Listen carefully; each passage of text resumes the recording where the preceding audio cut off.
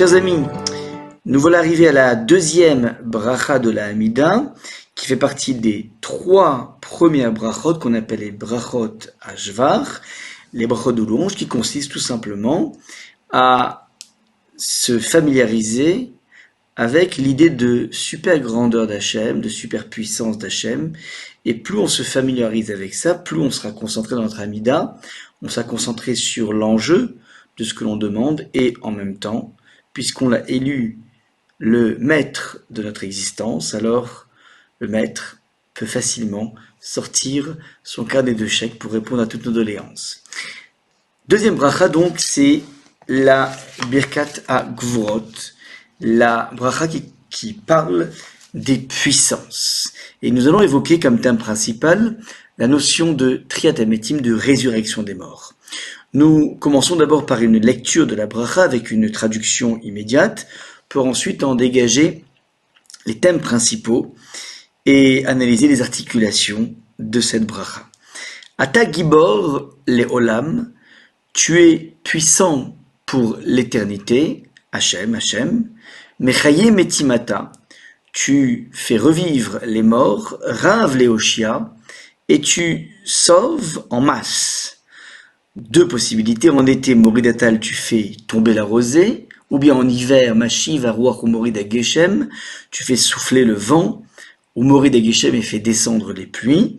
Mais Chalkel Chaim Bechesed, tu entretiens la vie avec bonté. Mais Chaye Metim Berachamim Rabim, tu ressuscites les morts avec une grande générosité. Somer Noflim, tu soutiens ceux qui tombent, Verofecholim, tu guéris les malades, ou Matir Asurim, et tu délivres les prisonniers, ou Mekayem Emunato Lishene Afar, et tu maintiens ta fidélité, Hachem maintient sa fidélité auprès de ceux qui dorment dans la poussière.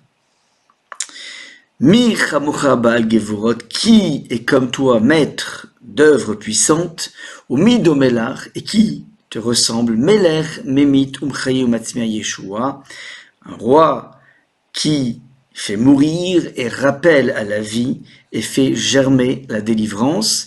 Veneemanataleachet metim, et tu es fidèle pour opérer la résurrection des morts. Baruchata Hashem Mechaye Metim, tu es source de bénédiction Hashem, Mechaye Ametim, qui ressuscite les morts. Alors on l'aura entendu plusieurs fois durant cette Amida, durant cette bracha, ce concept de la résurrection des morts. Alors tout d'abord, si nous avons commencé l'Amida par la Birkat Avot, c'est-à-dire la bracha des titans de l'histoire, Avraham, Yitzhak, Yaakov, nos patriarches, alors on se projette maintenant, depuis le début de l'histoire, vers la fin de l'histoire. C'est la résurrection des morts.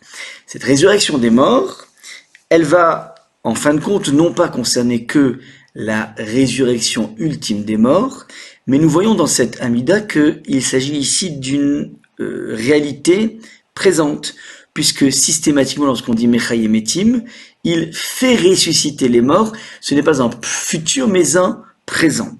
Et c'est la raison pour laquelle nous allons caresser ce concept de la résurrection dans son acception et dans sa projection au quotidien. C'est la raison pour laquelle, notamment, nous parlons ici du fait que Hachem, il soutient ceux qui tombent. Un individu qui est tombé, lorsqu'il se relève, il a goûté à quelque chose qui est de l'ordre de la mort, et donc, se relever, c'est un petit peu revenir après la mort. Idem pour un individu qui aurait goûté, que Dieu préserve, à une maladie. Pouvoir se lever, pouvoir marcher, pouvoir respirer normalement, relève un petit peu d'une forme de résurrection. De la même façon, un individu qui aurait été délivré de prison, délivré de ses chaînes, lui aussi a goûté à une forme de mort, et il est en train maintenant de palper la vie. En d'autres termes, le but de cette bracha, c'est de nous faire comprendre que le concept de résurrection des morts n'est pas un concept abstrait, un concept lointain. Il est effectivement une des bases essentielles de la croyance en Hachem. Il fait partie des 13 articles de foi, et ne pas croire en la résurrection des morts serait finalement se mettre à l'extérieur de la croyance en Dieu. Eh ben, le point essentiel ici, c'est de comprendre que nous touchons à cette notion dans notre quotidienneté, et plus on est alerte à cette notion, à ces micro-résurrections que nous vivons, plus nous pouvons appréhender, aborder avec sérénité le concept de la résurrection ultime des morts. Petite parenthèse, de la même façon que lorsque nous plantons une graine dans la terre et qu'après l'avoir arrosée, petit à petit, un plant va pouvoir émerger, le principe de la résurrection est exactement la même chose. Nous prenons un corps qui va être enseveli dans la terre, donc à l'instar de la graine, on l'enterre, puis ensuite il va y avoir même au niveau de la graine une façon de remuer la terre, puis une fois qu'elle a été enterrée puis immergée par de l'eau, on va l'arroser, petit à petit, contre toute attente, il y a un plant qui va émerger. Cette notion en question, c'est une sorte d'image de ce qui va être le principe de la résurrection ultime.